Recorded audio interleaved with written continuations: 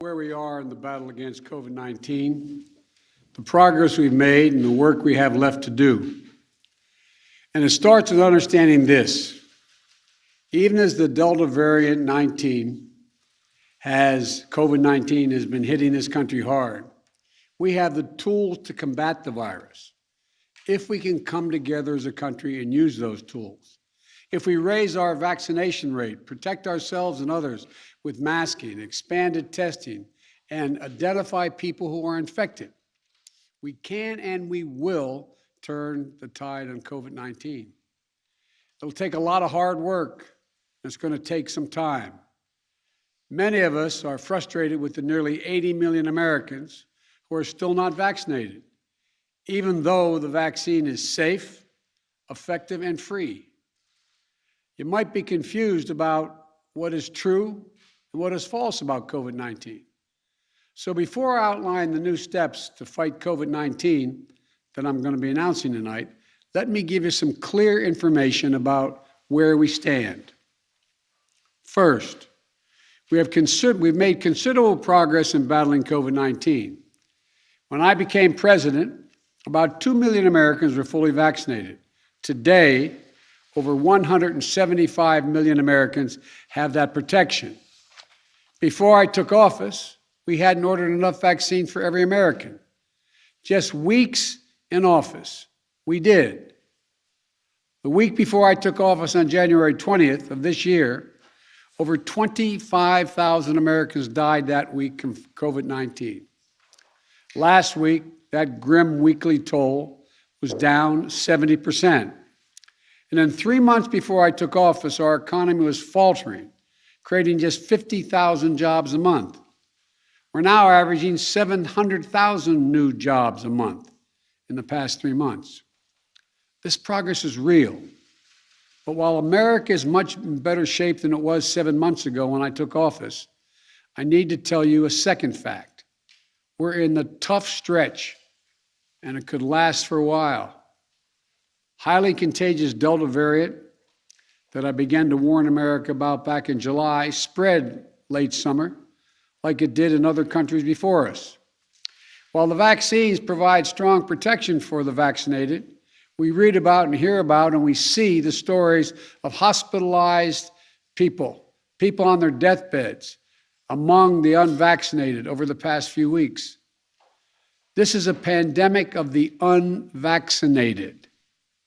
And it's caused by the fact that despite America having unprecedented and successful vaccination program, despite the fact that for almost 5 months, free vaccines have been available in 80,000 different locations, we still have nearly 80 million Americans who have failed to get the shot.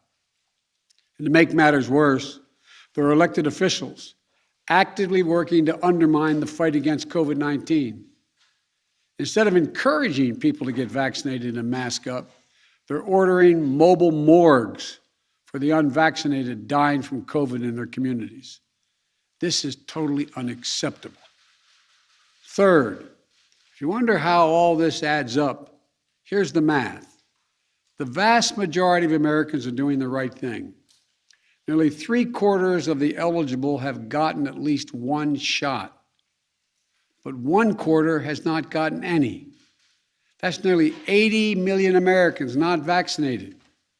And a country as large as ours, that's 25% minority. That 25% can cause a lot of damage, and they are. The unvaccinated overcrowd our hospitals, are overrunning emergency rooms and intensive care units, leaving no room for someone with a heart attack or pancreatitis or cancer.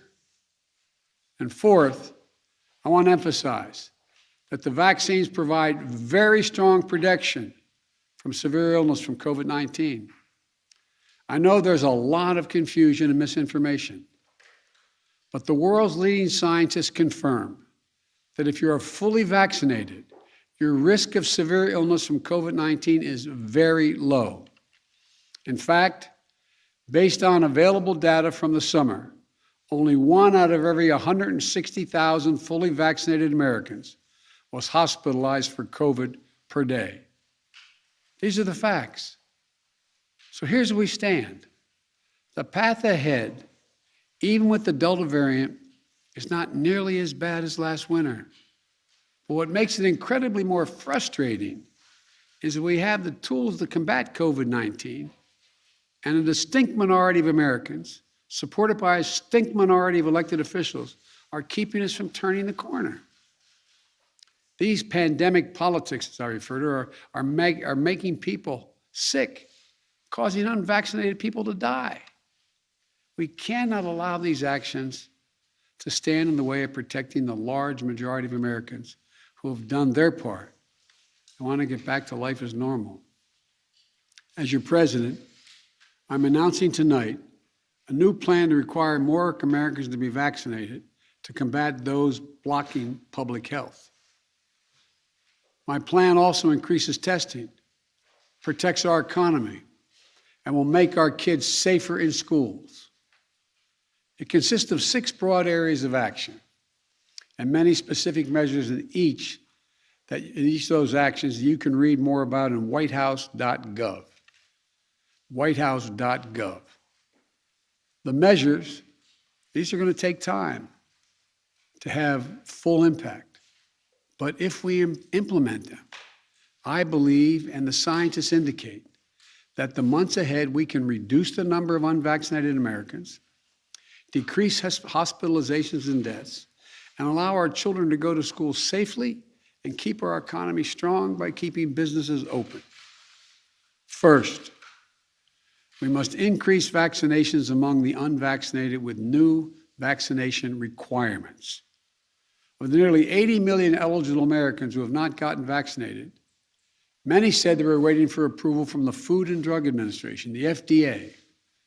Well, last month, the FDA granted that approval. So, the time for waiting is over. This summer, we made progress through the combination of vaccine requirements and incentives, as well as the FDA approval. 4 million more people got their first shot in August than they did in July. But we need to do more. This is not about freedom or personal choice. It's about protecting yourself and those around you, the people you work with, the people you care about, the people you love. My job as president is to protect all Americans. So tonight, I'm announcing that the Department of Labor is developing an emergency rule to require all employers with 100 or more employees that together employ over 80 million workers to ensure their workforces are fully vaccinated or show a negative test at least once a week. Some of the biggest companies are already requiring this. United Airlines, Disney, Tyson's Food, and even Fox News. The bottom line, we're going to protect vaccinated workers from unvaccinated coworkers. We're going to reduce the spread of COVID-19 by increasing the share of the workforce that is vaccinated in businesses all across America. My plan will extend the vaccination requirements that I previously issued in the healthcare field.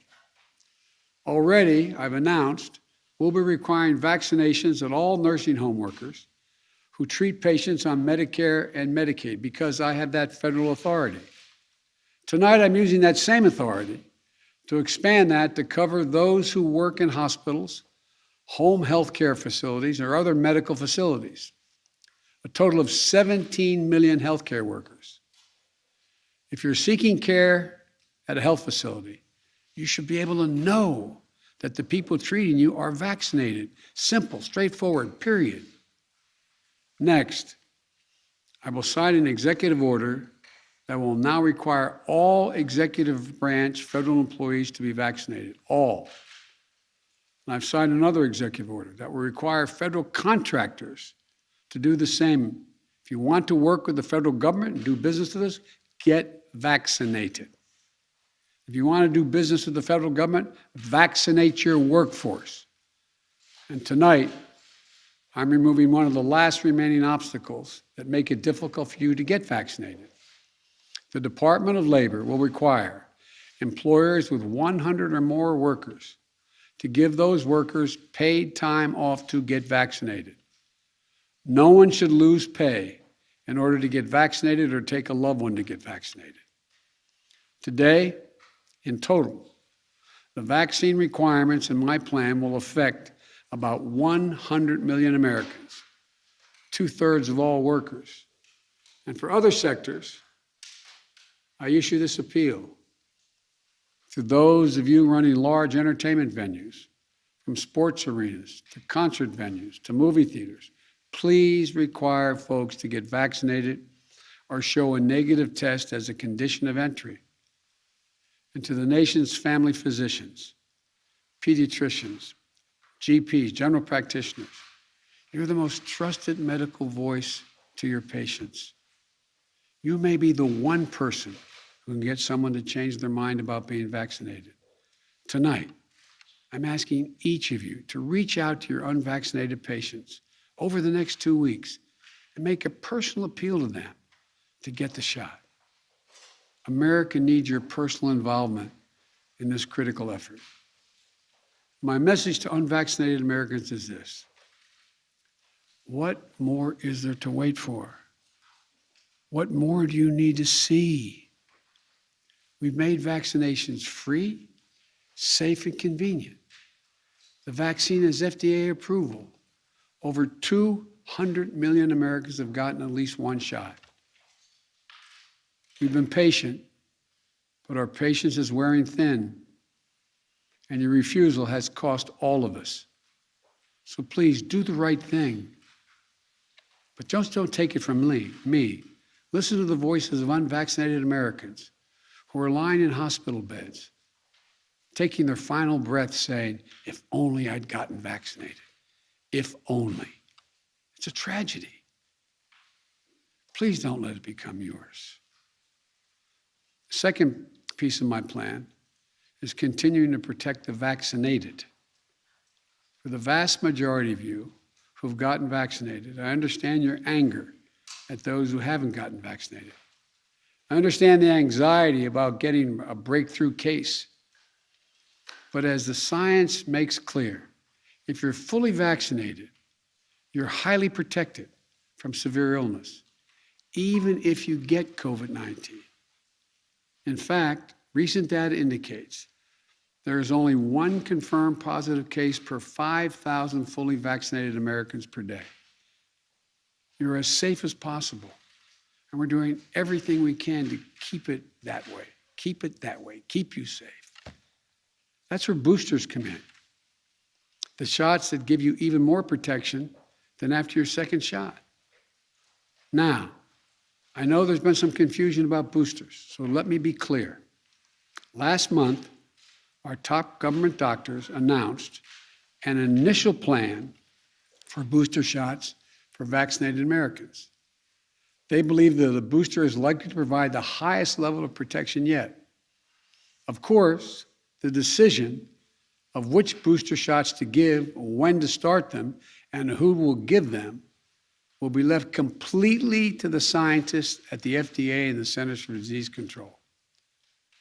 But while we wait, we've done our part.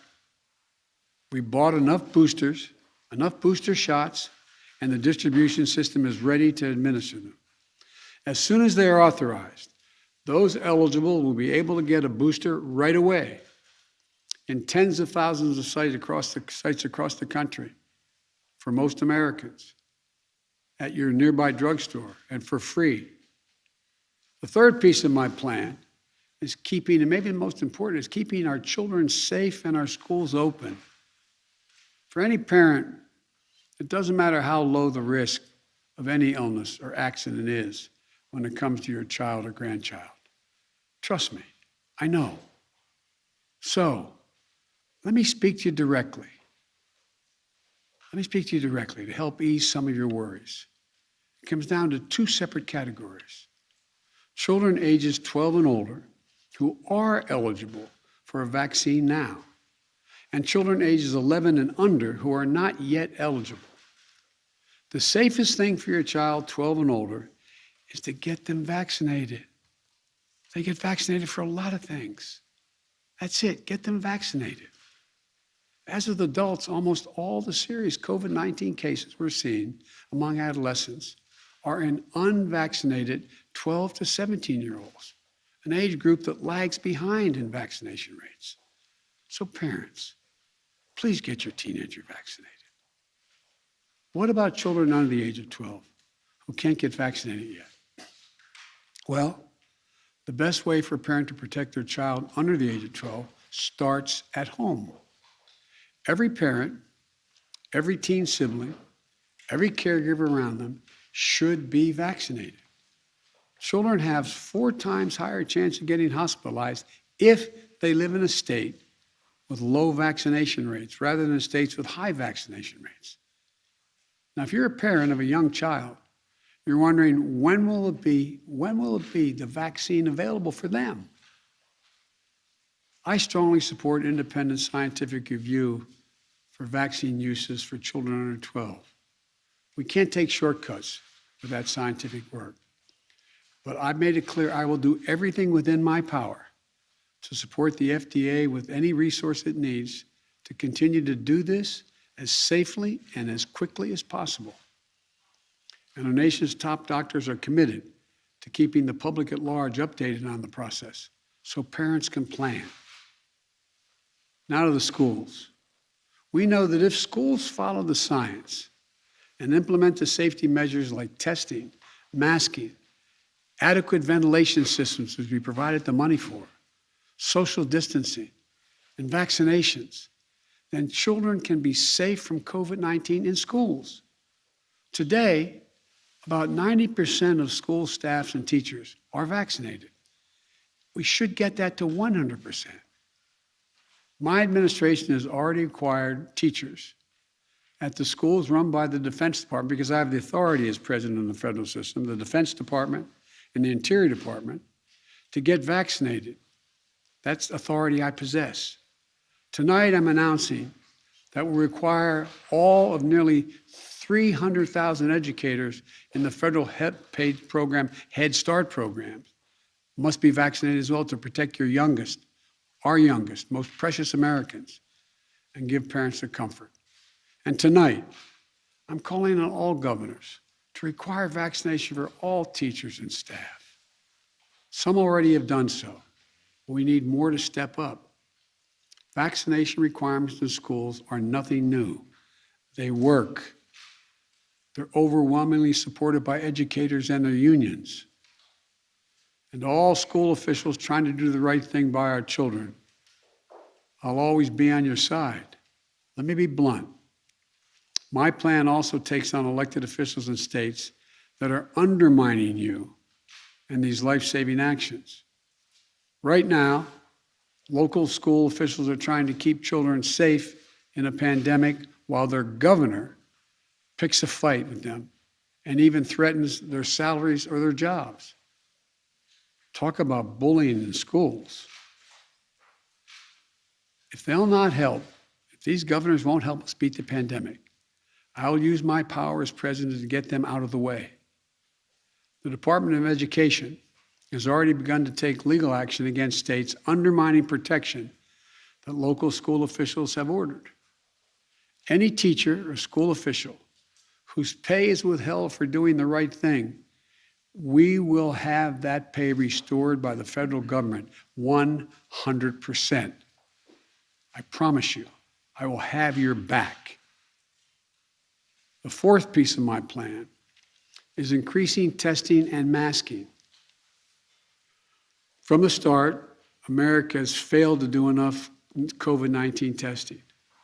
In order to better detect and control the Delta variant, I'm taking steps tonight to make testing more available, more affordable, and more convenient.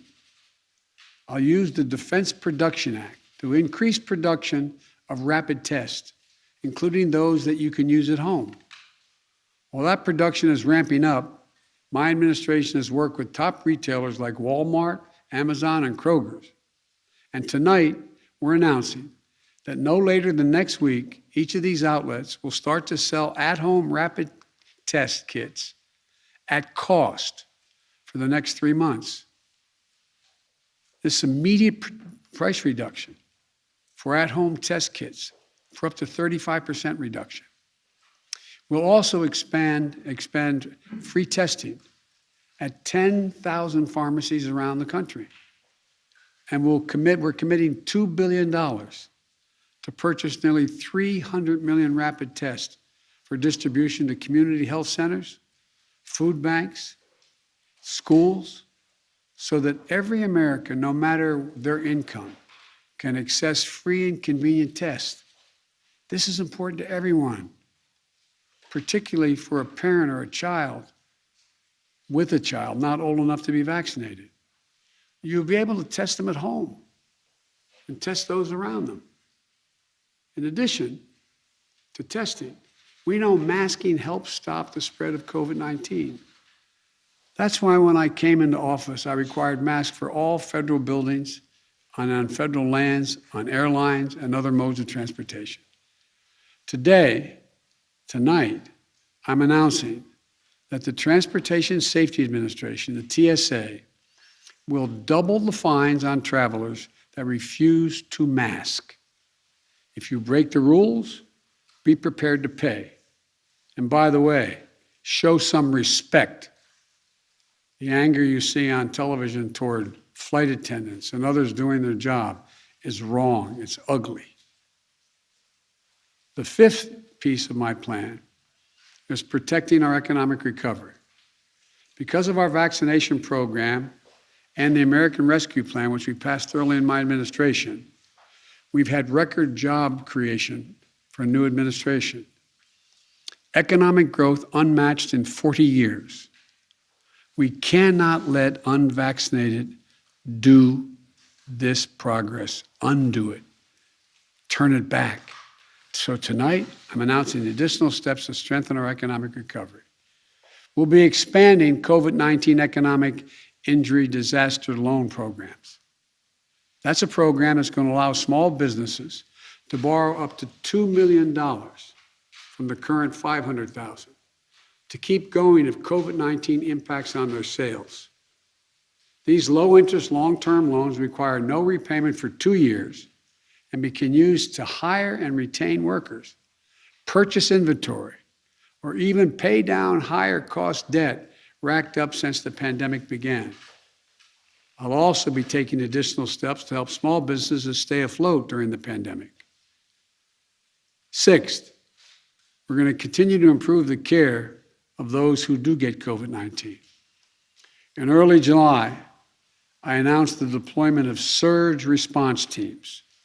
These are teams comprised of experts from the Department of Health and Human Services, the CDC, the Defense Department, and the Federal Emergency Management Agency, FEMA, to areas in the country that need help to stem the spread of COVID-19. Since then, the federal government has deployed nearly 1,000 staff, including doctors, nurses, paramedics, into 18 states. Today, I'm announcing that the Defense Department will double the number of military health teams that they'll deploy to help their fellow Americans in hospitals around the country. Additionally, we're increasing the availability of new medicines recommended by real doctors, not conspiracy theorists. The monoclonal antibody treatments have been shown to reduce the risk of hospitalization by up to 70% for unvaccinated people at risk of developing severe disease. We've already distributed 1.4 million courses of these treatments to save lives and reduce the strain on hospitals.